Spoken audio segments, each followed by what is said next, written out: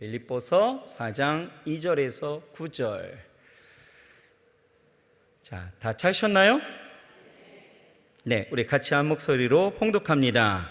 내가 유오디아를 권하고 순두개를 권하노니 주 안에서 같은 마음을 품으라. 또 참으로 나와 멍에를 같이 앉아 내게 구하노니 복음에 나와 함께 힘쓰던 저 부녀들을 돕고 또한 글레멘드와 그 외에 나의 동역자들을 도우라. 그 이름들이 생명책에 있느니라. 주 안에서 항상 기뻐하라. 내가 다시 말하노니 기뻐하라. 너희 관용을 모든 사람에게 알게 하라. 주께서 가까우시니라. 아무것도 염려하지 말고 오직 모든 일에 기도와 간구로 너희 구할 것을 감사함으로 하나님께 아뢰라. 그리하면 모든 지각에 뛰어난 하나님의 평강이 그리스도 예수 안에서 너희 마음과 생각을 지키시리라. 정말로 형제들아, 무엇에든지 참되며 무엇에든지 경건하며 무엇에든지 옳으며 무엇에든지 정결하며 무엇에든지 사랑할 만하며 무엇에든지 칭찬할 만하며 무슨 덕이 있든지 무슨 기름이 있든지 이것들을 생각하라. 너희는 내게 배우고 받고 듣고 본 바를 행하라. 그리하면 평강의 하나님이 너희와 함께 계시리라. 아멘. 자, 우리 효화행복 교제 함께 보시죠. 오늘 제목이 뭘까요? 주 안에서 항상 기뻐하라. 주 안에서 항상 기뻐하라. 여러분, 성경을 보면 우리의 삶이 기뻐함으로 채워져야 한다라고 말합니다. 그래서 사도 바울은 이 빌립보서뿐만 아니라 데살로니가 교회에도 전하는 것이 뭡니까? 데살로니가전서 5장 16절에 항상 기뻐하라 라고 말하면서 이것은 하나님이 우리를 향하신 뜻이다, 이렇게 이야기를 합니다. 정말 우리는 기뻐하면서 살아야 할 것 같은데 우리 구역장님들 기쁘십니까? 기쁘십니까? 억지 춘향으로 말고요. 여러분 정말 기쁘십니까? 기쁘신데 얼굴이 왜 그러셔요? 많이들 우리는 기뻐하다라고 말씀하시는데 우리는 내 삶의 기쁨이라는 그 나름대로의 그 기준을 갖고 살아가고 있다라는 거예요. 그래서 충만한 기쁨이라는 그 행복한 삶을 꿈꾸고 내가 만족하는 어떤 기준의 삶을 맞추어 충족되어지면, 그리고 그것을 충족시키게 되어지면 그 기쁨을 누리게 되어지는 거죠. 그런데 문제는 뭐냐 하면 오늘 성경에서도 나와 있는 것처럼 우리가 걸리는 것이 항상 있어요. 뭐예요? 지금 답을 드렸어요. 뭐예요? 항상이에요. 항상. 항상 기뻐하래요. 항상 기뻐하라. 빌립보서에서도 그렇고 데살로니가 전서에서도 그렇고 사도 바울은 같은 단어를 사용하는 것이 바로 항상, always죠. 항상 기뻐하래요. 그러면 이 의미를 우리가 다시 한번 생각하면서 여러분 다시 한번 질문합니다. 여러분 항상 기뻐하십니까? 자, 아멘 다 나가세요. 오늘 들을 거 없어요. 뭐 항상 기뻐하라 뭐 이거 얘기할 건데 기뻐하신다니까 자, 의미를 잘 생각하세요. 여러분 항상 기뻐하십니까? 예, 아멘이시지만 사실은 마음에 걸림이 있어요. 그렇지 않습니까? 이 항상이라는 것이 사실 우리에게 걸리는 부분들은 내가 상황에 따라서 내가 만족할 기쁨의 그 삶이 우리가 늘 만들어가는 것 같은데 이 삶이라는 것이 항상 만족할 만한 상황만 있는 것은 아니다라는 거예요. 그러니까 항상 기뻐한다라는 것은 사실 불가능에 가깝다라는 것이에요. 그렇다면 하나님은 우리에게 요구하시는 이 기뻐하라라는 것은 완전 불가능한 하나님의 억지일까? 아니다라는 것입니다. 하나님은 얼마든지 우리가 기뻐할 수 있도록 하셨다라는 거예요. 그것이 바로 무엇일까요? 우리는 이미 그 답을 오늘 읽었다라는 것이죠. 뭡니까? 오늘 말씀에 뭐라고 말씀하고 있어요? 주 안에서. 이게 답이에요. 주 안에서라는 말은요, 다른 말로 하면 주님 때문에 라는 거예요. 주님 때문에 나는 기뻐할 수 있는 거예요. 다시 말해서 예수님으로 인한 구속사적 이 관점에서 보게 되어지면 우리는 충분히 기뻐할 수 있다라는 것입니다.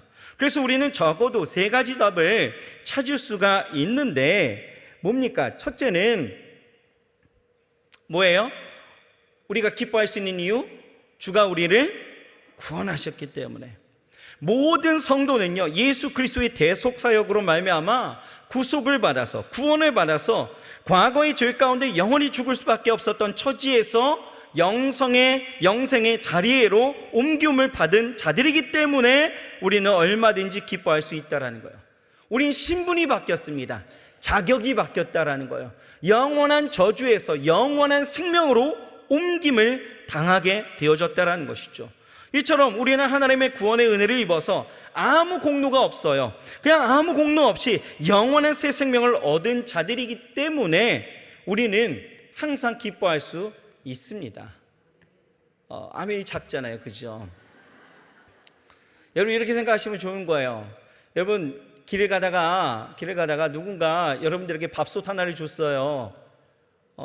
기쁘십니까? 안 기쁘십니까? 그 정도는 우리 집에 있다. 참 큰일 났습니다. 아니, 길을 가는데 누군가 여러분들에게 벤치를 줬단 말이에요. 기뻐요, 안 기뻐요? 이 정도 되면 조금 기쁘시네요. 뭔가 여러분들에게 어마어마한 선물을 여러분들에게 그냥 주었다라면 어떻습니까? 기쁜 일이에요. 그렇죠?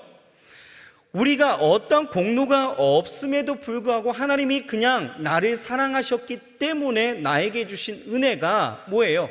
저주의 영원한 멸망과 영원한 저주 가운데에서 슬퍼하며 이를 가며 살아갈 수밖에 없었던 우리의 인생을 하나님이 건지셔서 나를 생명의 자리로 옮기셨단 말이죠. 그러니 여러분들 자격의 변화라는 것은 어마어마한 기쁨인 거예요.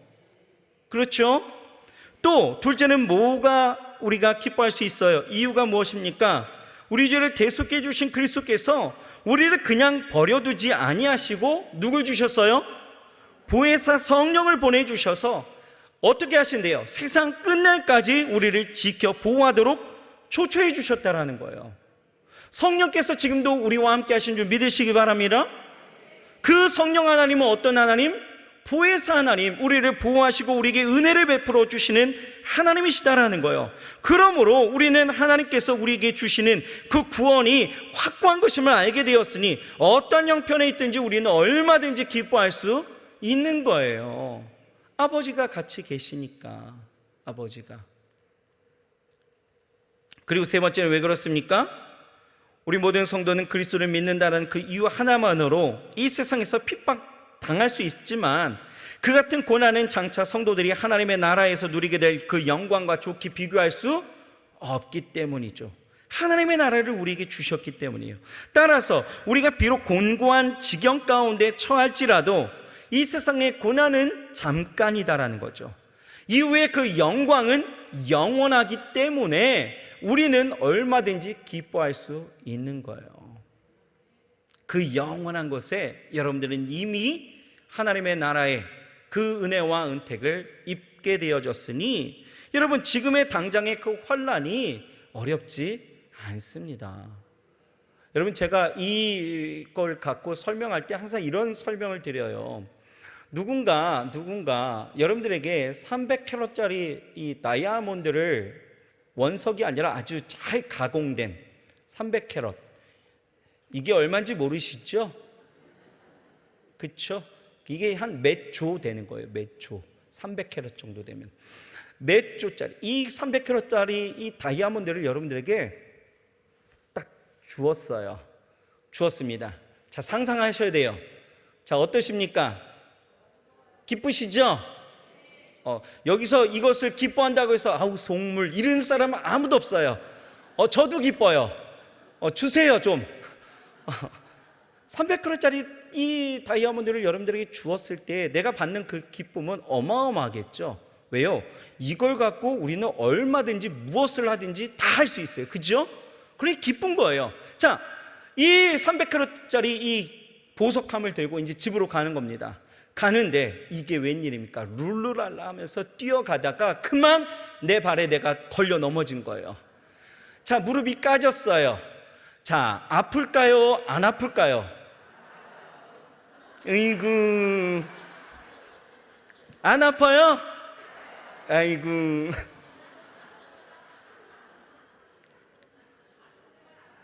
아프지만 안 아파요. 이렇게 가야죠. 그냥 안 아프면 뭐 여러분들 로봇입니까? 아프지만 이겨낼 수 있어요. 왜요? 그 기쁨이 크니까. 그죠? 이걸 잃어버린 거 아니잖아요. 내 손에 있는 이 다이아몬드만 딱 봐도 뭐합니까?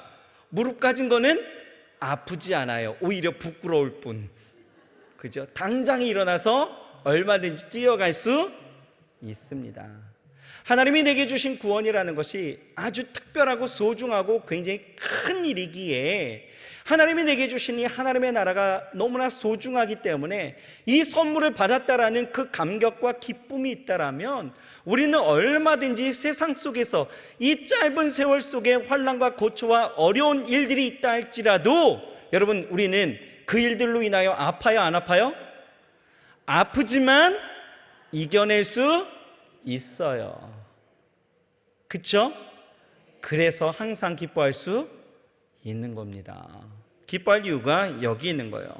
내게 주신 은혜가 정말 내 삶 가운데, 내 신앙 가운데 제대로 작동하고 있다라면 우리는 얼마든지 기쁨으로 살아갈 수 있습니다. 그러면 왜 우리는 항상 기뻐할 수 없었을까? 왜요? 이 말은 우리가 구원의 감격을 잃어버리고 있었기 때문이다라는 거예요. 우리는 잘 생각해야 돼요. 내게 주신 이 구원을 잘 관리하고 이것을 완성하면서 살아가야 되는데 우리가 왜 이 삶 가운데에서 닥쳐진 여러 가지 어려움 가운데에서 아파만 하고 있을까? 왜 우리는 항상 기뻐하지 못할까를 생각해 본다면 왜요? 구원의 감격을 잃어버렸다는 거예요. 그 구원의 소중함을 내가 잃어버렸다는 거예요. 확신하지 않기 때문이죠. 여러분, 우리가 신앙 가운데, 우리 삶 가운데 기뻐할 수 없는 삶, 왜요? 개인의 이러한 신앙 문제예요. 또 이것은요, 개인의 신앙 상태만의 문제만은 또 아닙니다. 환경적인 재앙 요소도 있게 되어지는데 여러분, 너무 안타까운 일들은 무엇이냐? 이 기쁨을 깨는 일들이 사실은 교회 밖에서 세상 사람들에 의해서 이루어지는 것들이 아니다라는 거예요. 오히려 우리의 기쁨을 깨는 것들은 주로 어디서 일어나게 되어지느냐? 교회 안에서, 성도들 간의 그 다툼 가운데에서, 분쟁 가운데서 이 기쁨을 빼앗기고 항상 기뻐하지 못하는 일도 시험 들게 되어지고 낙심하는 일들이 얼마든지 있다라는 거예요. 여러분, 그거 아십니까? 세상 사람들은요, 우리가 가진 이 기쁨을 부러워하고 있다라는 거예요. 제가 축구동에 간다라고 했잖아요. 제가 저녁 때마다 이렇게 축구를 하게 되어지면 이 운동하는, 같이 운동하는 그 형님들, 동생들이 하는 말이, 야, 너는 뭐가 그렇게 즐겁니? 이래요. 얼굴에 다 나타난다라는 거예요. 여러분, 옆 사람 한번 보십시오. 자, 부끄러워하지 마시고, 한두 번 본 사이도 아닌데, 자, 옆 사람 한번 보시고 한번 보세요. 얼굴에 나타납니까? 아유, 나타나죠.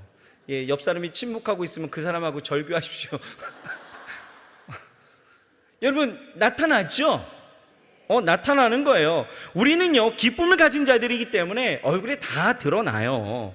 그러니 세상 사람들은요, 세상살이 고달프고 힘들고 어려운 삶에 이 기쁨이 부럽습니다. 동경하는 거예요. 그래서 하는 말이, 나도 교회 가면 그렇게 될 수 있어 라고 묻는 거예요. 이렇게 세상 사람들은요, 이 기쁨을 동경하지, 이 기쁨을 깨뜨려야 하지 않는다라는 거예요. 그런데 이 기쁨을 누가 깨뜨리느냐? 교회 안에서 우리 서로가 이 기쁨을 깨뜨리는 일들을 하고 있다라는 것입니다. 여러분, 지난주에 우리가 이 구역장 훈련 통해서 이 앞전에 3장 그리고 4장 1절까지의 말씀을 보면서 어땠습니까? 본을 보이라고 이야기했잖아요. 그렇죠? 본을 보이라. 이건 각자가 가져야 될 태도인 만큼 어느 누가 공동체 안에서 성도로서의 그 말과 행동에 문제가 야기가 되어지면 다툼과 시험이 생겨서 우리가 누려야 될 이 기쁨이 무너지게 된다는 것을 보여주고 있다는 거예요. 오늘 본문을 보게 되어지면 이 빌립보 교회 안에서도 이런 다툼이 있었다라는 거예요. 그런 교회의 소식들을 들은 이 사도 바울은 4장 1절에 뭐라고 이야기하느냐, 같이 한번 읽어봅시다. 4장 1절. 자, 시작. 그러므로 나의 사랑하고 사모하는 형제들, 나의 기쁨이요 면류관인 형제들아, 이와 같이 주 안에 서라 라고 이야기하죠. 주님 안에서 굳건히 서라 하면서 우리가 어떻게 설 수 있습니까? 라는 그 질문에 그 대답으로 오늘 본문 말씀 2절부터 오늘 9절까지 우리 세 가지를 우리에게 권면하고 있는 거예요. 자, 우리가 기뻐해야 된다라고 이야기를 하는데, 우리가 기뻐할 수 없는 이유는 내 삶의 구원에 대한 그 감격을 잃어버렸던 내 개인적인 신앙의 문제가 하나 있었고, 또 하나는 뭐가 있었어요? 교회 안에서의 다툼과 분쟁이 오히려 세상 사람들로부터 오는 환난과 시험으로 우리가 무너지는 것들이 아니라 오히려 교회 안에서의 그 다툼이 우리를 무너뜨리고 우리의 기쁨을 빼앗았다라는 거예요. 그래서 사도 바울은 너희가 주 안에서 굳건히 서라 라고 이야기하면서 오늘 본문의 세 가지를 말하고 있다는 거예요. 정리가 되셨죠?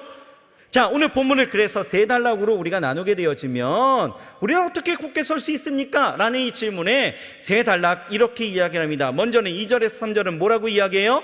서로 조화를 이루며 살아야 된다 라고 이야기를 하고요. 그리고 4절에서 7절은요, 주를 대하는 성도, 이 각자의 올바른 생활 태도 가운데에서 우리가 굳게 서야 된다라고 이야기를 하고 있고요. 그리고 8절에서 9절이 이제 성도들이 힘써야 할 덕목들이 무엇인지 우리에게 보이면서 세상 사람들도 이렇게 살아가니 너희도 이렇게 그것을 지키며 너희 안에 덕을 세워야 된다라고 이야기를 하고 있는 거예요. 자, 이것의 기초에서 이제 오늘 교재 같이 보시면서 단락단락을 우리가 함께 생각해 보도록 하겠습니다. 자, 첫 번째 단락 우리 같이 한번 읽어보겠습니다. 시작. 서로 사랑하고 용서하고 지지해야 하는 기독교 공동체 안에 함께 일하며 좋은 친구가 된 사람들이 갑자기 충돌하게 되는 일이 일어나면 슬프고 안타깝습니다. 이럴 때 사태가 더 악화되기 전에 목회자나 지혜로운 친구가 나서서 중재해야 합니다. 요디아와 순두계 사이에 문제가 생겼습니다. 이 일에 관해 바울은 에바브로디도에게서 전해 들었을 것이고, 그렇다면 이 갈등은 오래된 것이었습니다. 분노가 굳어져 녹일 수 없게 되기 전에 해결해야 합니다. 바울은 사도가 한마디를 하면 어떤 변화가 있을 것으로 생각했던 것 같습니다. 주 안에서 같은 마음을 품으라고 공개적으로 권면하면서 말입니다. 자, 여기 보시죠. 초기 기독교 공동체는요, 핍박과 여러 가지 어려움 가운데 예수 그리스도 그 구원과 믿음이라는 그 카테고리 안에서 서로가 의지하고 격려하고 함께 모이기를 힘쓰며 하모니하는 모습으로 점점 부흥하고 성장해 나아갔다라는 거예요. 그러니 공동체의식, 즉 교회가 갖는 아주 특별함이라는 것은 바로 하나됨이었다라는 거죠. 다양한 사람들이 모였지만 다시 오실 예수 그리스도를 바라보면서 그 다양함 속에서 하나를 이루어서 나아갔던 때가 바로 초기 기독교 공동체였어요. 그래서 그분을 알게 되어지고 그분의 부활의 능력을 깨닫고 그분의 고난에 동참하면서 그분의 죽으심을 본받으려 했던 사람들이 같은 마음으로 모든 어려움을 다 이겨냈다라는 거예요. 그런데 그런 공동체의 어떤 이유인지 정확히 알 수 없겠지만 오늘 성경 말씀을 봤더니 두 사람이 싸워요. 유오디아와 순두계 사이에 불화가 일어나고 그로 인해서 공동체의 화합이 깨졌다라는 거죠. 여러분, 이것은 굉장히 큰 문제입니다. 여러분, 가정에서도 사실 그렇잖아요. 부모가 둘이 싸우게 되어지면 애들 어때요? 주눅 들어 있어요. 그죠? 애들이 벌벌 떨더라고요. 제 경험입니다. 뭐 저는 안 싸우겠습니까? 뭐 저만 그래요? 그렇잖아요. 우리 싸우면 부부가 험한 말이 오게 되어지고 또 큰 소리가 나게 되어지면 아이들이 어려워하는 거예요. 또 아이들이요, 지들끼리 막 싸우고 막 다툼을 갖게 되어지면 부모도 마음이 편치 않은 거예요. 마찬가지죠. 교회 안에서 당시에 이 여성 지도자인 것 같아요. 이 두 사람이 싸우기 시작하니 여러분 어떻습니까? 공동체의 화합이 깨졌다라는 큰 문제예요. 이 소식을 에바브로디도를 통해서 바울에게 전함을 듣게 되어졌다면 이 일은 쉽게 해결되지 않았다라는 것이죠. 그렇죠? 짐작하는 것은 아마도 이 두 사람이 싸웠던 이유가 무엇일까라는 것을 생각해 본다면 아마도 초기 기독교 이 교회 공동체 안에서 누가 주도권을 갖고 운영해 나가느냐, 또는 누구의 이 발언권이 더 크냐에 대한 문제이지 않았을까 싶은데요. 여기서 우리가 생각해야 될 것은 첫째, 이런 일이 있을 때는요, 더 악화되기 전에 목회자의 중재가 있어야 된다라는 것입니다. 여러분, 사도의 그 권위는 교회의 문제를 중립적으로 치리하는 위치에 서 있기 때문에 적절한 중재가 이루어진다라는 것이죠. 그러니 여러분, 믿고 목회자에게 맡기는 것이 좋습니다. 오늘 본문 2절을 보게 되어지면 사도 바울이 뭐라고 이야기하냐면 이렇게 이야기하죠. 내가 유오디아를 권하고 순두개를 권하노니 라고 하면서 어떻게 해요? 누가 잘못했고 누가 잘했으니 누구의 의견을 따르라, 이렇게 하지 않았다라는 거예요. 들어보니 유오디아에게도 권하고 순두개에게도 권한다라는 거예요. 무슨 얘기입니까? 누구 하나 편파적으로 다루지 아니하고 공정하게 대우하고 세심하게 배려함을 볼 수가 있는데, 바울이 이렇게 권하면서 제시했던 것은 무엇이냐? 뭐라고 이야기합니까? 주 안에서 같은 마음을 품으라라는 거예요.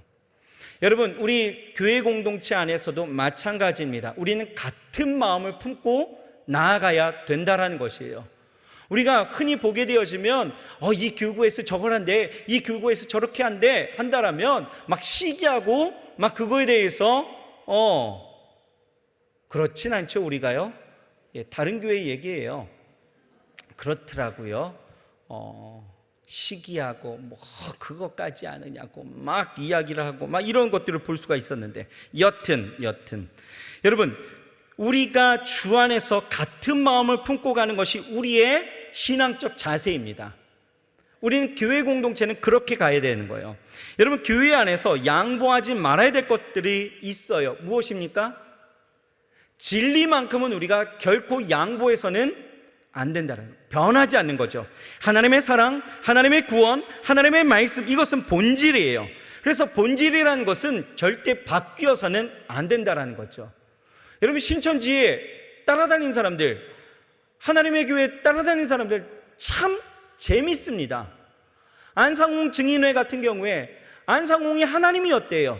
근데 안상홍이 죽었거든요. 그럼 그 진리가 지금 변한 거예요. 그런데 그 아내가 어머니 하나님이래요. 무슨 별 희한한 제가 이런 얘기 잘 안 하는데 거지 같은 소리를 하고 앉아 있는 거예요. 이 진리가 변해요, 안 변해요? 진리는 변하면 안 되는 거예요. 여러분, 본질이라는 것은 바뀌어서도 안 되고 양보해서도 안 되는 것이 본질이에요. 그럼 본질 이외의 것들은 뭐라고 이야기합니까? 비본질이라고 이야기하죠. 예를 들면 이런 거예요. 여러분, 교회는 말씀이 있어야 합니다. 아멘이시죠? 교회는 예배가 살아있어야 되는 거예요.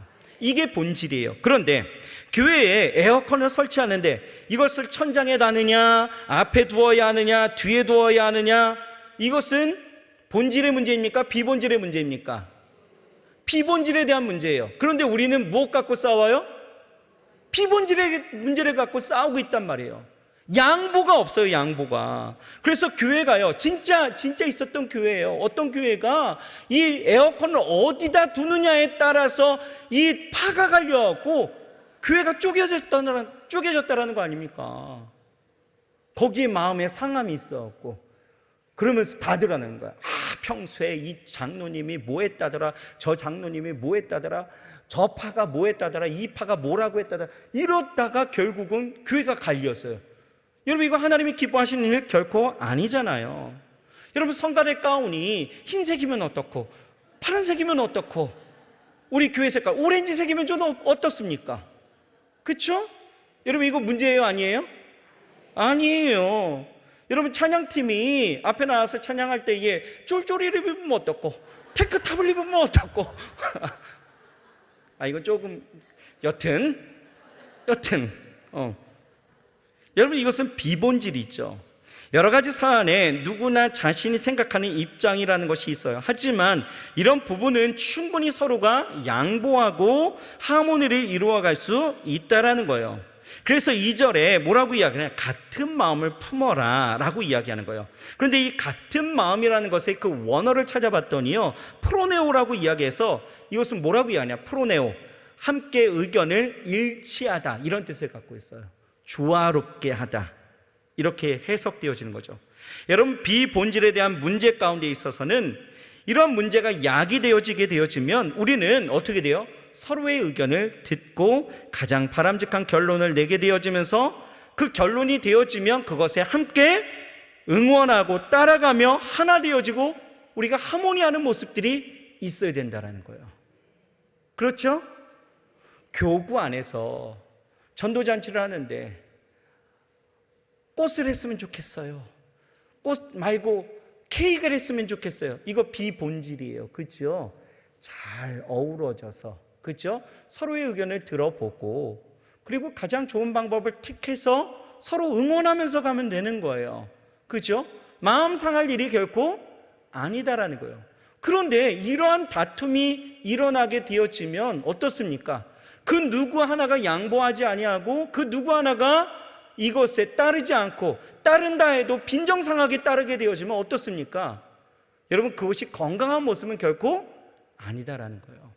여러분, 우리가 항상 기뻐해야 될 이 기쁨의 조건들에 이러한 것들로 인하여, 괜한 것들로 인하여서 이 기쁨을 빼앗겨서는 안 된다라는 거죠. 의견이 좁아지지 아니하고 다툼과 반목이 계속되어진다라면 그때는 어떻게 돼요?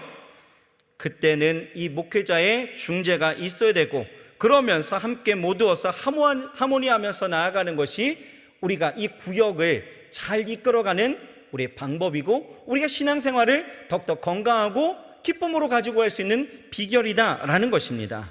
그래서 2절에서 3절 보면 성경에 계속해서 동일하게 나오는 단어가 있어요. 무엇이냐면 함께라는 단어예요. 함께라는 그 의미의 전치사와 결합된 이 단어가 5개나 사용되어지면서 이 점을 계속해서 강조하고 있다는, 함께해야 된다.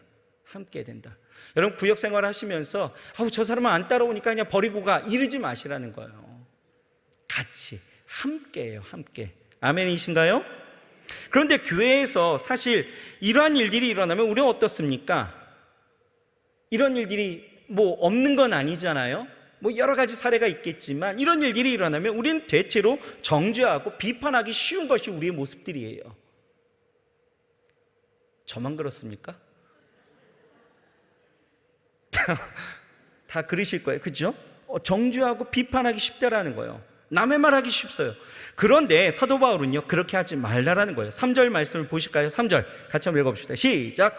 또 참으로 나와 멍에를 같이 한 자에 내게 구하노니 복음에 나와 함께 힘쓰던 저 부녀들을 돕고 또한 클레멘데와 그 외에 나의 동역자들을 도우라. 그 이름들이 생명책에 있느니라. 저 부녀들을 도우라는 거예요. 이 요디아와 순두개를 도우라는 거죠. 여러분, 이 여인들은요, 빌립보 교회에서 복음을 위해서 바울과 함께 많은 봉사를 한 인물들이었고 충분히 존경받을 만한 사람들이라는 거예요. 지금 비록 이렇게 싸움을 갖고 다툼을 갖고 있지만 이들은 정말 열심을 품고 하나님을 섬기던 사람들이었다라는 것이죠. 지금은 결코 이러한 의견에 불일치하는 것뿐이지 이들이 타락한 것은 아니다라는 거예요. 그러기에 복음을 위해, 본질을 위해서 다시 화합하고 하모니해라 라는 것이 오늘의 말씀인 것입니다. 이렇듯 여러분, 우리는 남의 단점을 보면서 정죄하지 말고요, 그가 갖고 있는 그 공을 좀 내세워 줌으로써 더욱더 하나 되는 모습으로 우리가 나아가야 될 줄 믿습니다. 또 같은 마음이 무엇이냐? 같은 마음을 품으래요. 이 같은 마음은 무엇이냐? 바로 주님의 마음이다 라는 것입니다. 그리스도인들이 주님의 마음을 가져야 된다는 거예요. 빌립보서 2장 5절에 우리가 이미 보았죠. 뭐라고 나와 있습니까? 너희 안에 이 마음을 품으라 곧 그리스도의 마음이니. 그렇죠? 여기서 그리스도의 마음은 어떤 것이에요? 그리스도의 마음은 뭡니까? 겸손한 마음, 그리고 낮아지는 마음이죠.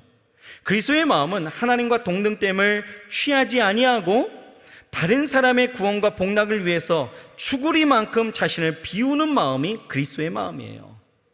이러한 맥락에서 바울은 그리스도인으로 겸손과 자기희생을 발휘하도록 지금 요구하고 있는 거예요. 그러니 우리는 같은 멍에를 맨 자들로의 그 기쁨, 공동의 기쁨과 또 공동의 일을 함께 나누면서 우리가 이 모든 하나님의 일들을 이루며 나아갈 수 있어야 된다. 여러분, 바라기는요, 여러분들은 서로의 그러한 구성원이 되어주시길 바랍니다. 서로의 앞에 기쁨과 슬픔 그리고 여러 가지 짐들을 함께 내려놓고 그것을 나누어질 수 있는 신실한 조력자들이 되시길 바라겠습니다. 우리가 이렇게 신실한 조력자가 되어져서 함께 섬기고 함께 봉사하게 되어질 때에 우리는 굳게 서는 이런 믿음의 영적 전쟁을 충실하게 감당하면서 나아가게 되어질 줄 믿습니다. 자, 두 번째 단락 함께 보실까요? 두 번째 단락 읽겠습니다. 시작. 특정한 문제를 다루고서는 마지막 명령합니다. 나머지 모든 내용은 4절의 큰 제목에 포함됩니다. 주 안에서 기뻐하라. 기뻐한다는 것은 내면에서 솟아나 사람들을 행복하게 해주는 것입니다. 바울의 명령 안에 그런 의미도 포함되어져 있지만 그가 살던 세계와 문화에서 이렇게 크게 기뻐하는 것은 공식 축하 행사를 의미합니다. 기쁨의 이유, 근거, 시간, 공간을 촉발하는 기쁨의 계기가 되는 행사에서의 기쁨 말입니다. 에베소, 빌립보, 고린도 등 세계 곳곳에서 자신들의 신과 도시, 특히 새로운 신인 로마 황제를 축하하기 위해 큰 축제와 경기와 행사를 준비하곤 했습니다. 여러분, 우리나라 2002년 때 그 월드컵 때 기억하십니까? 그때만 생각해도 아직도 즐겁습니다. 그렇죠? 예. 그런 큰 세계인의 축제를 준비할 때에 우리는 다 기뻐했다라는 거예요. 비록 수많은 경기장을 지어야 하는 그런 수고도 있었고요. 또 선수단이 머물 그 숙소를 정비해야만 했습니다. 또 경기가 있는 그 어떤 당일에는 그 경기 가운데에서 그 시간 전에는 어때요? 교통도 통제되면서 많은 불편을 감수해야만 했다라는 거예요. 그런데 그 누구 하나 그것으로 인해서 짜증내는 사람들 없었습니다. 힘들어하지 않았다라는 거예요. 모두가 자신의 희생을 감수하면서 아주 멋있고 훌륭하게 그 월드컵을 치러낼 수 있었는데 이와 같이 기쁨이라는 것은 그 충만이라는 것은 모든 것을 다 포함하고 있어요. 우리는 여러분 그렇잖아요. 주님의 재림과 우리에게 주실 그 영광, 천국의 상급이 펼쳐지는 이 천국 잔치가 우리 가운데 있다라는 거예요. 곧 임한다라는 거예요. 믿으십니까? 그 어마어마한 잔치가 우리 가운데 있게 되어질 때에 여러분 그것을 준비하는 이 땅에서의 수고와 어려움, 여러분 이것에 흔들리지 아니하고 우리는 얼마든지 기쁨으로 맞이할 수 있는 거예요. 그렇게 기뻐하라라는 거예요. 기뻐하라. 여러분 하박국 선지자의 고백을 우리는 좀 기억해야 합니다. 이 하박국 선지자가 뭐라고 이야기했습니까? 무화과 나무에 과실이 없어요. 포도나무에 열매가 없어요. 우리의 양이 없어요. 외양간에 송아지가 없을지라도 뭐라고 이야기합니까? 나는 여호와로 인하여 즐거워하고 구원의 하나님으로 인하여 기뻐하리로다. 이렇게 이야기하는 거예요. 없대요. 다 없대요. 그런데 종국적으로 하나님께서 이 나라를 다시 회복시키실 그 날을 기대하니 없어도 상관없어요. 누구만 있으면 되는 거예요? 여호와 하나님만 있으시면 되는 거예요. 존재론적인 기쁨이 그 안에 있는 거예요. 또한 그분은 어떤 하나님? 구원의 하나님이시기 때문에 기뻐할 수 있다라는 거예요. 여러분, 우리가 어떤 일에 기뻐한다라는 것은 내게 무엇인가의 소유적 기쁨이 절대 아닙니다. 우린 존재론적인 기쁨을 갖게 되어지는 거예요. 여러분 우리가 그렇지 않습니까? 아이를 낳았을 때에 여러분 이 아이가 이야기하는 거예요. 엄마, 나 낳으느라고 너무 힘들었죠? 나 키우시려면 얼마나 힘드시겠어요? 그러니 내가 엄마에게 뭐 한 1억쯤 드릴까요? 그러면서 1억을 준다 해서 여러분들 기뻐하시는 거 아니잖아요. 그렇죠? 이 아이가 무엇을 해서 기뻐하는 게 아니에요.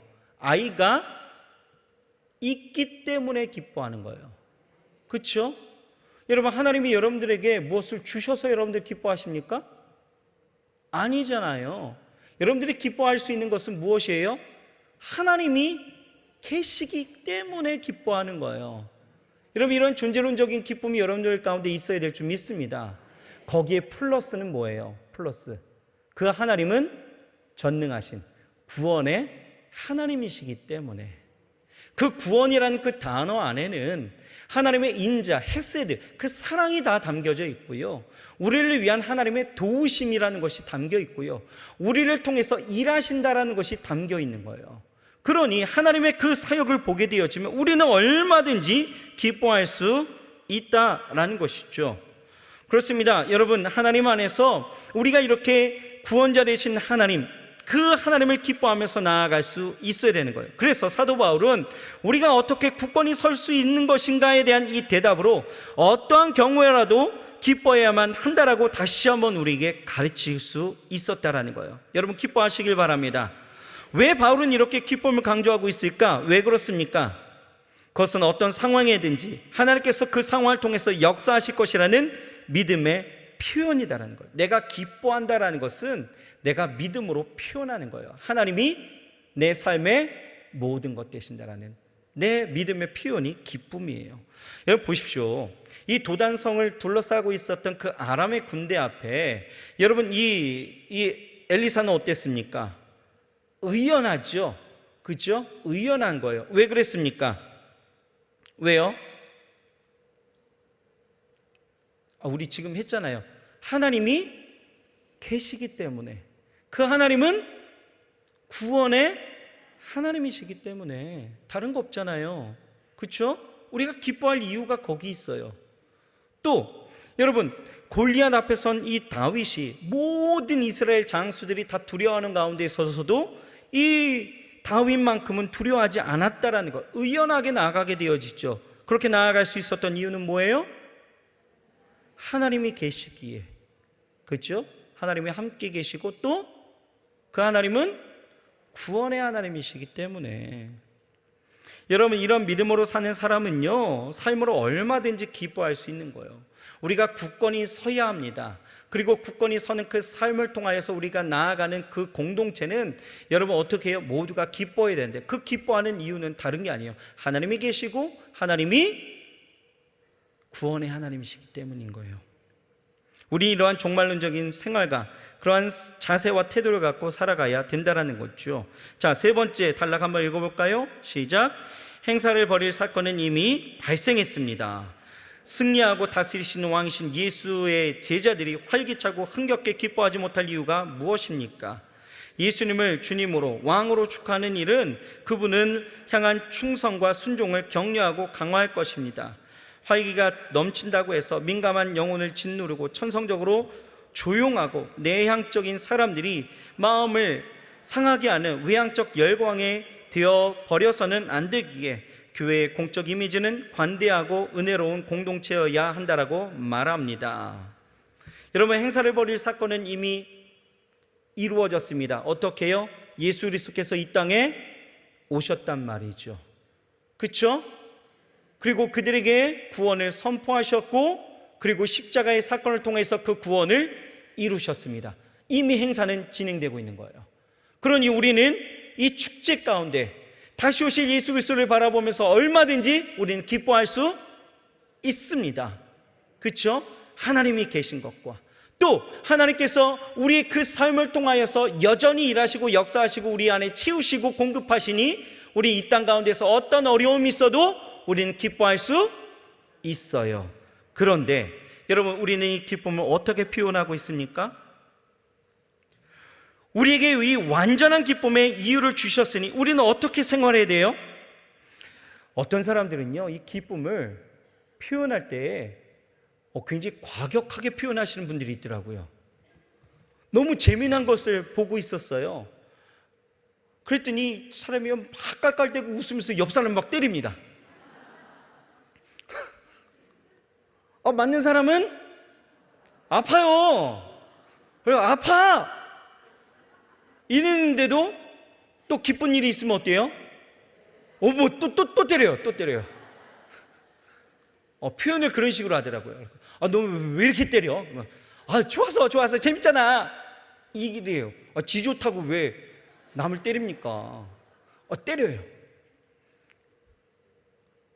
또 어떤 사람들은 우리 그 경기를 보면 그렇잖아요. 막 골이 확 들어갔어요. 그러면 어떻습니까? 열광을 하죠. 그죠? 그러면서 옆에 사람을 붙잡고 어떻게 해요? 뱅뱅뱅뱅 돌아요. 뱅뱅뱅뱅 막 돕니다. 굉장히 표현을 2002년 때에도 여러분 어땠어요? 골이 확 들어가게 되어지면 이 사람 몰라요 나는. 그런데 어느샌가 그 사람을 부둥켜 안고 막 뱅뱅뱅뱅 돌고 있는 거예요. 우리도 이제 기쁨으로 이제 표현하면서 살아가야 되는 거예요. 그죠? 기쁨을 표현해야 합니다. 기쁨을 나 혼자 기뻐, 기뻐 이러면서 살 일은 아니죠. 그죠? 우리 기쁨을 표현하면서 살아가야 되는 거예요. 그 표현을 어떻게 할까라는 거예요. 여러분 우리 교회에서 만나면 이제 서로들 부둥켜 안고 뱅뱅뱅뱅 돌면서 잘했어 이럴까요? 큰일 납니다. 예. 우리의 기쁨의 표현은 뭐예요? 오늘 성경 말씀에 봤더니 뭐라고 표현하고 있습니까? 자, 우리 5절 같이 한번 읽어봅시다. 5절 시작. 너희 관용을 모든 사람에게 알게 하라. 주께서 가까우시니라. 이게 정답이에요. 교회 공동체 안에서의 기쁨의 표현 방식은 관용입니다. 내가 기뻐요. 하나님이 계신 것과 하나님이 나에게 구원을 주실 분이시며 내 삶 가운데서 은혜를 베푸신 그 하나님이 계시기에 내가 기뻐요. 그렇다면 그 기쁨을 우리는 어떻게 표현하고 살아가야 합니까? 천국을 소유하고 계신가요? 구원의 감격을 통해서 하나님이 함께 하시며 내게 역사하실 것을 확신하십니까? 그 기쁨을 우리는 표현할 때 어떻게 표현해야 될까요? 남 때리겠습니까? 말로, 행동으로 여러분 상처 주면서 살겠어요? 아니죠. 우리의 기쁨의 표현은 하나예요. 뭐예요? 관용을 베푸는 거예요. 하나님의 구원의 기쁨이 우리의 마음의 지경을 넓히게 되어지는 거죠. 그러니 선하고 긍휼의 가득함을 가지고 우리는 순수하고 사려 깊은 마음으로 뭐 할 수 있어요? 배려할 수 있는 거예요. 본질을 위해서. 비본질의 것들은 아무것도 아니다라는 것을 우리는 이제 여기게 되어지는 거죠. 그러니 여러분 교회 안에서 어떤 다툼의 요지에 문제가 발생하다 할지라도 우리는 어땠습니까? 구원을 소유한 사람들이에요. 하나님이 나와 함께 하십니다. 하나님의 구원이 내게 있어요. 이거면 되잖아요. 비본질의 문제가 있게 되어질 때에 우리는 뭐 할 수 있어요? 그 기쁨을 어떻게 표현할 수 있어요? 관용으로 배려하고 또 양보하고 또 선대하고 긍휼에 가득한 마음으로 사려 깊은 마음으로 함께 나아가게 되어질 때에 그 공동체가 기쁨을 표현하는 건강한 공동체가 되어질 수 있다라는 거예요. 그러니 여러분 마음의 그 지경을 좀 넓히시기 바랍니다. 아멘이신가요? 좀 밴댕이처럼 이렇게 하지 마시고 넓게. 그런데요 이렇게 해야 되는 이유가 있대요. 왜요? 오늘 5절 말씀해 봤더니 주께서 가까우시니라. 너희의 관용을 모든 사람에게 알게 하래요. 그 기쁨을 그렇게 관용으로 표현하래요. 왜요? 주께서 가까우시기 때문에. 여러분 주께서 가까우시다라는 것은 무엇입니까? 주님이 너희 곁에 계시며 너희의 행위를 알고 너희의 태도에 관심을 갖고 계시고 너에게 도움이 될 수 있고 즉시 도와줄 수 있음을 믿는 그 믿음 안에서 그 하나님의 은혜가 내게 있다라는 거예요. 하나님의 구원이 내게 있다라는 표현이다라는 거예요. 어떻게 보면은 여러분 이것이 가진 자의 표현 아니겠습니까? 여러분 가진 사람들은 어떻습니까? 여유가 있어요. 여유가. 그렇죠? 여유가 있습니다. 여러분 우리 안에 구원이라는 어마어마한 선물을 하나님이 내게 주셨어요. 그것을 갖고 있는 사람들이에요. 그러면 우리가 얼마든지 다른 건 내어줄 수 있어요. 그러니 초대교회 시절 때 어떤 일들이 있습니까?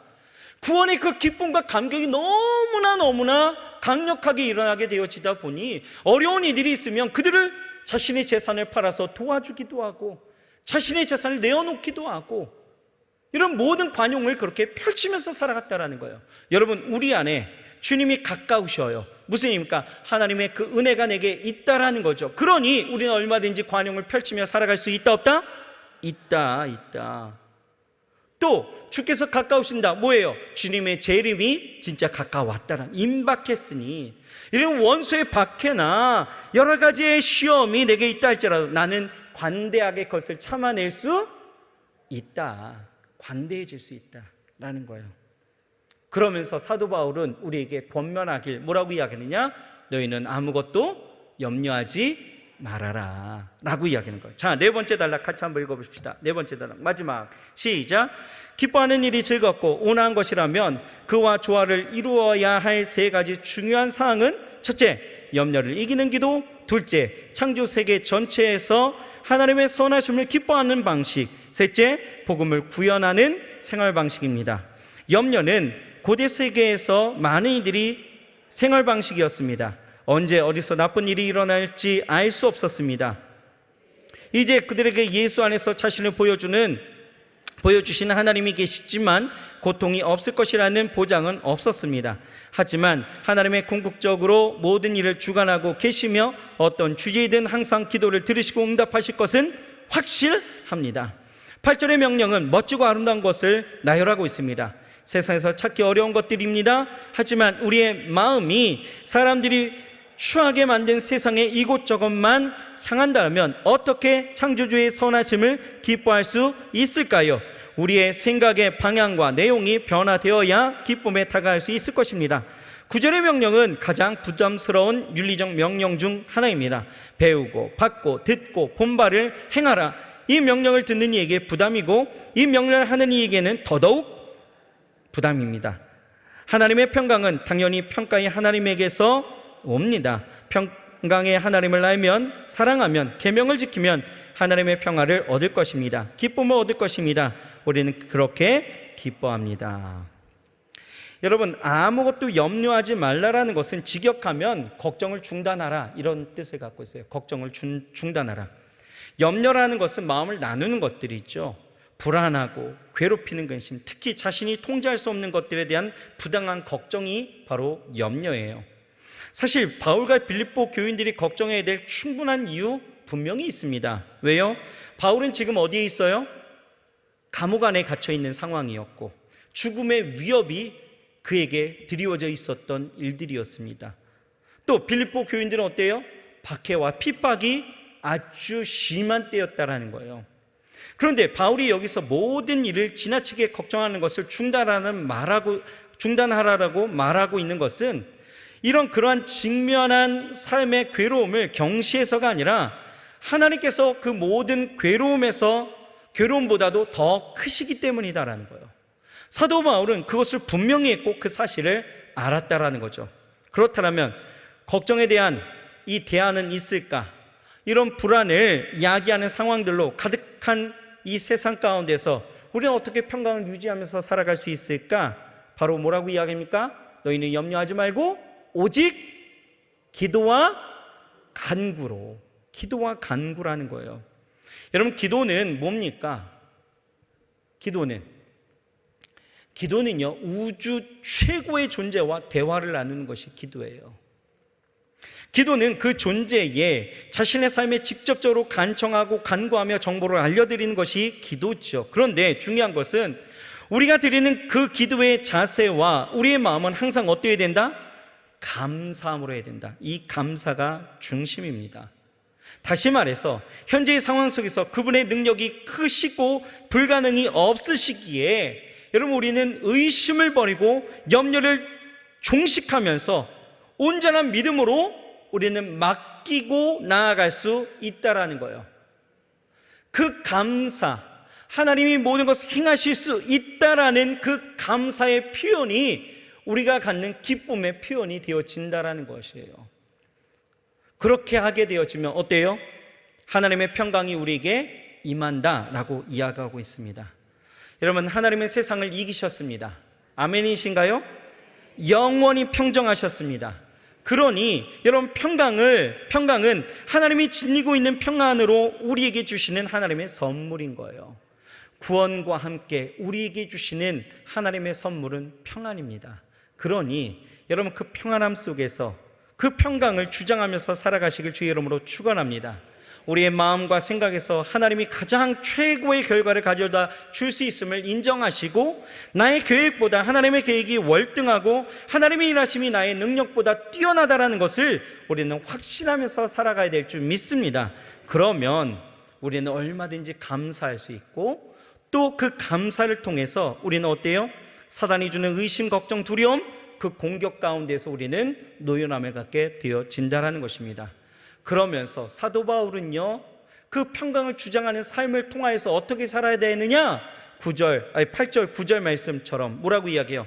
당시 헬라 도덕가들에게 있어서 그 훌륭한 덕목을 천거하면서 너희들도 이렇게 살아가라라고 이야기하는 거예요. 뭐라고 이야기해요? 모든 것에 참되고 경건하고 오르며 정결하며 사랑할 만하고 탁월하고 칭찬할 만하게 살아가라 라고 이야기하는 것이죠. 여러분, 우리는 교회 안에서만 구원이 아니에요. 교회 안에서만 우리는 삶이 아니다라는 것이죠. 우리가 생활로 나아가는 그 삶으로 합당하게 살아가게 되어질 때에, 그 평강을 그렇게 구현해내게 되어질 때에 그 복음적 삶이 온전히 이루어진다라고 이야기하는 것입니다. 여러분, 세상의 교회를 욕하는 부분이 이런 거 아니겠습니까? 세상도 안 그런데 어떻게 예수 믿는 사람이 그럴 수 있느냐라고 이야기하는 거죠. 왜 그렇습니까? 무엇이든지 참되고 오르며 경건하며 이런 부분들을 우리가 지키지 않기 때문이다라는 거예요. 여러분, 우리가 살아가는 삶 속에서 그 기쁨을 표현하는 것이 그 관용을 알게 하는 것으로, 여러분 삶 속에서 우리가 그냥 아무 걱정 없이 내 삶의 그 뜻대로만 살아가는 것이 아니라, 우리는 세상에 합당하게 세상이 주는 그러한 여러 가지 덕목 가운데서도 우리가 배우고 보고 듣고 본 바를 우리는 지키고 살아가야 된다라는 거예요. 그렇게 살아가게 되어질 때에 하나님의 평강과 하나님의 은혜가 우리 가운데 온전히 넘치게 되어질 줄 믿습니다. 오늘 여러 가지 이 빌립보 교회에 어려움들이 있었지만 사도 바울은 권면합니다. 기뻐하라라는 거예요. 그 기쁨 우리는 어떻게 소유할지를 이제 배웠습니다. 하나님 안에서 여러분 배운 것 우리가 충실하게 충성스럽게 고수하면서 확고하게 지켜나가시길 주의 이름으로 축원드리겠습니다. 자, 한 걸음 내딛기 한번 보시죠. 첫 번째는 삶의 소소한 문제들까지 하나님께 구해서 하나님을 귀찮게 하지 말아야 한다는 사람들도 있습니다. 여러분, 쓸데없는 생각이죠. 하지만 분명히 모든이라고 말씀을 기억하면서 기도해야 합니다. 우리 하나님 앞에 자세하게 그리고 세세하게 기도할 수 있어야 돼요. 그래야 하나님의 평강이 우리의 마음을 지키시는 거예요. 그래서 하나님의 평강이 우리의 마음을, 생각을 지키시는 그 체험을 우리가 함께 이야기해 봅시다. 함께 이야기 나누시고요. 두 번째, 분쟁이 성도들 간에 있을 때 목회자들은 그 문제에 대해서 정리할 권위가 있다라고 생각하십니까? 목회자에게 맡겨진 책무이고 이 일에 주님의 권위를 주셨음을 함께 인정해야 합니다. 참 평강을 이루어질 수 있는 조건이고 선물입니다. 분쟁이 정리되는 가장 좋은 그림들을 그려봅시다. 교회 안에서 우리 안에 어떤 다툼이 있었고 이 다툼들을 우리가 어떻게 해소해야 될지를 여러분 잘 생각해 보십시오. 우리가 기쁨을 표현할 수 있는 그 관용, 그리고 비본질의 것들을 우리가 양보할 수 있고 배려할 수 있는 그런 마음들, 평강으로 주장하시는 그 하나님의 그 은혜, 그래서 또한 우리가 기도로서 간구하며 이 모든 일에 하나님의 선하심을 이끌어낼 수 있는 능력, 여러분 이것들을 우리가 생각한다면 우리는 얼마든지 기뻐하면서 나아가게 되어질 줄 믿습니다. 믿으십니까? 기도하겠습니다. 하나님 감사합니다. 오늘 이 시간에 우리에게 주신 이 말씀을 기억하게 하시고 우리의 삶 가운데 아버지며 우리의 공동체 안에 이루어지는 여러 가지 어려움들이 있지만 하나님, 우리가 항상 기뻐할 것을 종용하고 계시니 주여 기뻐하며 살아갈 수 있도록 역사하여 주옵소서. 주가 계십니다. 주께서 구원의 하나님이십니다. 그 하나님 앞에 우리가 기도와 간구하며 아버지를 염려하지 아니하고 감사함으로 주 앞에 나아가 하나님이여, 그 기쁨을 아버지를 우리가 관용으로 표현하며 모든 다툼과 어려움들을 다 해소하고 비본질의 것들을 우리가 이제는 매여 나아가지 아니하고 정말 하나님이 주신 구원을 지키며 나아갈 때에 이 모든 것에 평강을 주신다 말씀하시는 이 말씀을 기억하게도 하여 주옵시고, 하나님, 날마다 우리 사랑하는 모든 믿음의 우리 구역장님들, 우리 구역마다 이러한 하나님의 평강과 은혜가 넘쳐나게 하여 주시옵소서. 예수님의 이름으로 감사하며 간절히 기도드렸사옵나이다. 아멘.